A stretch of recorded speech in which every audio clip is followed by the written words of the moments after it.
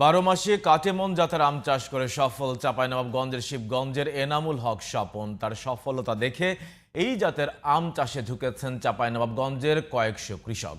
স্বাদ ও গুণে ভালো হওয়ায় দ্রুত সময়ের মধ্যে এ আম বিদেশেও রপ্তানির আশা সংশ্লিষ্টদের।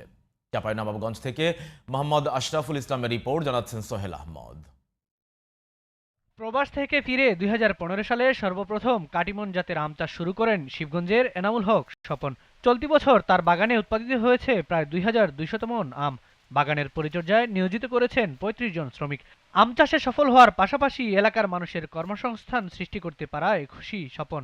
প্রবাসী হিসেবে বিদেশে কর্ম করে আসছি, ওখান থেকে আমার চিন্তা ভাবনা যে আমি যদি আমার দেশের কিছু লোকের কর্মসংস্থান করতে পারি তাহলে আমারও উন্নতি হবে, যারা কাজ করবে তাদেরও উন্নতি হবে, দেশের উন্নতি হবে। যদি আল্লাহ করায় তাহলে আমি একটা আম প্রসেসিং এর ফ্যাক্টরি করব, যাতে ওখানে 200-300 লোক এর কর্মসংস্থান হয়। স্বপনের সফলতা দেখে 12 মাসই এই আম চাষে ঝুঁকছেন অনেকে।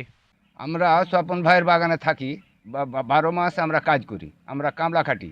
আমরা স্বপন ভাইয়ের ওই থেকে আমার পরিবার চলে। কাটিমন স্বপনের বাগানের আমের সাথে আমার বাগানের আমের মিল আছে কিনা সেটা আমি দেখার জন্য এবং কাটিমন স্বপনের সাথে কথা বলে পরামর্শ নেওয়ার জন্য, আরও দিক নির্দেশনা নেওয়ার জন্য আমি এই বাগানে এসেছি। এই আমটা খুব যত্ন সহকারে সে তৈরি করে এবং নির্ভেজালের মধ্যে দেয়।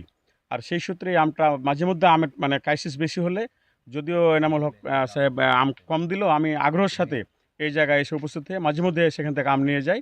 12 মাসই কাটিমন আম চাষ বড় বাণিজ্যিক সম্ভাবনা তৈরি করেছে বলে জানিয়েছে কৃষি অধিদপ্তর। স্বাদ ও গুণে ভালো হওয়ায় শিগগিরই এ আম বিদেশেও রপ্তানি করা যাবে বলে আশা তাদের। কাটিমন অফ সিজনের আম, যখন কোনো আম বাজারে থাকে না তখন কাটিমন থাকে। আর কাটিমন যেহেতু দেশেই ভালো দাম পাচ্ছে, সেক্ষেত্রে আসলে বিদেশে দেওয়ার ওই রকম কৃষকরা ঢোকে না, এখানে ভালো দাম পায়, এখানে তারা বিক্রি করে দেশের ভিতরে। যখন বিস্তৃতি লাভ করবে, এটা নিয়ে আরো আসলে কাজ করার সুযোগ আছে। আর যদি ইমপ্রুভমেন্ট করা যায় তাহলে আমরা হয়তো বিদেশে রপ্তানি করবো। Sohel Ahmed, GTV news.